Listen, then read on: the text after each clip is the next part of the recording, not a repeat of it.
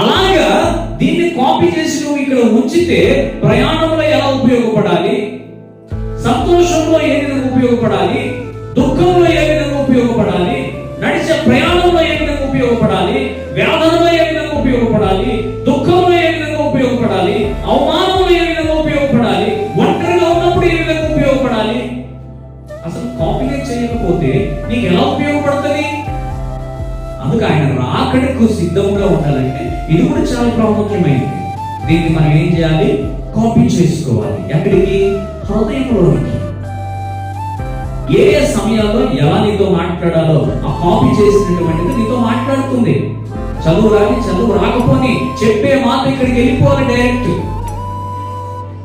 ఇక్కడికి వెళ్ళినప్పుడు రాత్రి వేళ ఎలా ఉపయోగపడాలి, నీ పనిలో ఉద్యోగంలో ఎలా ఉపయోగపడాలి, నువ్వు బండి మీద వెళ్తున్నప్పుడు ఎలా ఉపయోగపడాలి, నువ్వు కూర్చున్నప్పుడు ఎలా